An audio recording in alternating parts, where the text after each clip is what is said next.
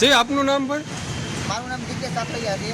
આપણે સાહેબ તમે જોઈ રહ્યો છો કે દાખલા તરીકે જય હિન્દ જય ભારત ગીર સોમનાથ જિલ્લો કોડીનાર તાલુકો શ્રી દેવી પૂજક સમાજ સેવા ટ્રસ્ટ ચલાવીએ છીએ. આપણે એ સામાજિક કાર્યકર્તા છીએ. અમે એક સૌરાષ્ટ્ર આખા સૌરાષ્ટ્ર ઝોન વિશે અમે દેવી પૂજક સમાજના યુવા છોકરાઓ છીએ એનો એક ટ્રસ્ટ ચલાવી રહ્યા છીએ. એ સાહેબ અમે તમને ખબર છે કે દેવી પૂજકની અંદર ઘણા લોકો એજ્યુકેટ છે પણ અમે અલગ અલગ જગ્યાએ અલગ અલગ રાજ્યની અંદર એકસાથે કરતા હોય તો વારંવાર અમે કાંઈ પણ એક સમાજને એક સંદેશ કહીએ અને આખા રાજ્ય લેવલે અમારા શ્રી ભાવેશભાઈ એ ગુજરાતના સૌરાષ્ટ્રના જય હિન્દ જય ભારત જય સંવિધાન. મારું નામ પરમાર ભાવેશ છે. હું ઉપપ્રમુખ સૌરાષ્ટ્રનો છું.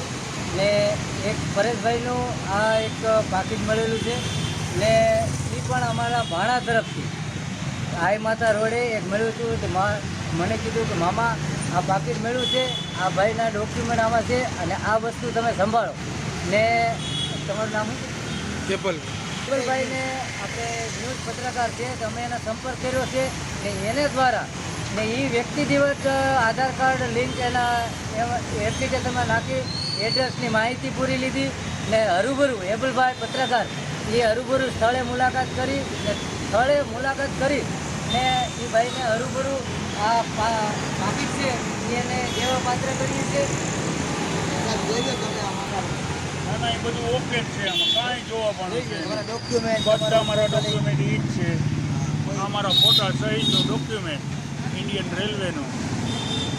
અને તમે પરેશભાઈ શું કહેશો આ લોકોનું?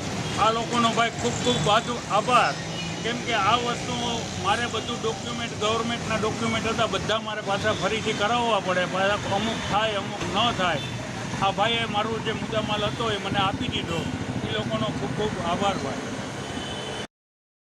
આજે જે આઈ માતા રોડ ઉપર જે એક આ પરેશભાઈ છે એનું જે પાકીટ પડી ગયું હતું અને આપણે જે ભાવેશભાઈ છે એમના ભાણિયાને મળ્યું હતું તો ભાવેશભાઈએ મારો કોન્ટેક્ટ કર્યો અને મને કીધું કે એબલભાઈ આપણે કે જે પર્સ મળ્યું છે એ ભાઈને આપણે આપી દેવાનું છે. એટલે મેં પરેશભાઈનો કોન્ટેક્ટ 4 કલાક કર્યો.